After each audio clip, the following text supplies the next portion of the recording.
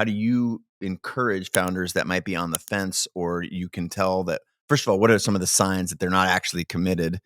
And then, how would you instruct them or mentor them if they were here in the room with us?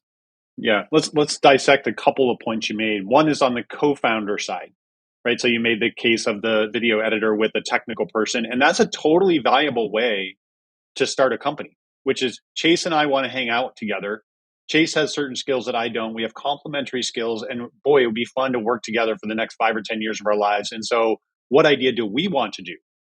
Now, you may do that same thing I talked about previously, which is what magazines are you excited about and what skills do you have? But there's a very viable orientation toward, I just want to work with you and let's go find a thing that we both are reasonably excited about where we have a decent chance of being successful based on our skills. But there's an orientation toward the partner, right? The co-founder or co-founders.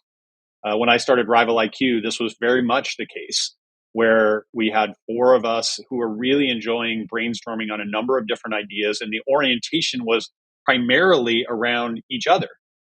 And so we were looking for a thing that all of us, had complementary skills to go do. And we worked for 2 or 3 different ideas until ultimately we stumbled upon RivalIQ, which did in fact have that sort of overlap of what are we individually good at? What are we collectively good at? What are we collectively interested in?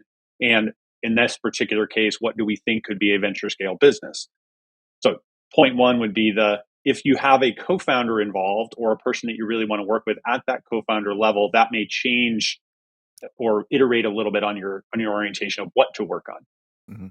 Mm-hmm. The second point you made is around size and scale, and then what do you want to do in said size and scale, right? Yeah. So if you're saying, I want to be we're going to be the best ever on the planet video editing company, and I want to stay close to it, and I want to be one of the best, I'm going to get my Oscar in video editing, and that's a totally viable thing to do. It may not be a very large business because you want to stay closer to the creative function as opposed to the management function and spending time raising money or managing a large company. And that's a totally fine answer, right? Which gets back to the what do I want to do, which is less about the category and more about the you. Right? I want to spend my time, if I can spend 50% of my time in video editing, great. A structural way, though I wouldn't spend too much time on this at the founding of a company when you're still looking for the idea, I would spend time on this as you start to structure it, is lay out month over month, quarter over quarter, go to a Google Sheet, put the amount of time you're going to spend doing X amount of things in the rows are the things and the columns are the percent of time. And if you say, like we both been through being founders of venture scale businesses, at some point in time, you're spending 75% of your time raising money. Okay. And 50% of your time, managing people, or 20% of your time selling, or 30% of your time on the product. It doesn't matter. But if you lay that out a little bit as a founder and you say like, wow, I'd be really excited. Raising money is fun. Selling is fun. I'd get 20% of my time with product, 30% of my time recruiting and managing people. Wow, that sounds great. But that's obviously not spending 75% of your time doing video editing.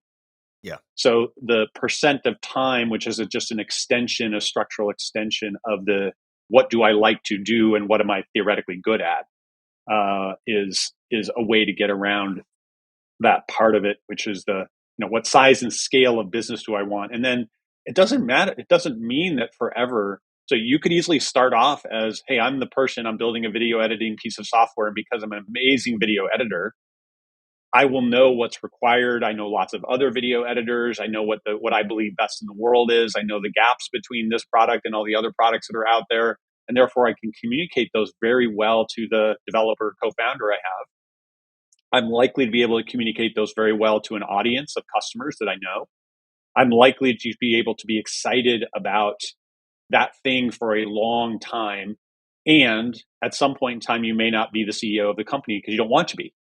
You're like, you know what? I've started as a CEO. I got it going. And then I led sales for a while. And then I kept going. And then I moved over to run product because I just wanted to stay closer to the product. Or I started running the education part of our business because that kept me closer to using the product and educating others and being the best video editor I can. And that's totally fine too, if you were to lay out those sort of percents of time over a longer period of time and moving around the table in a game of musical chairs.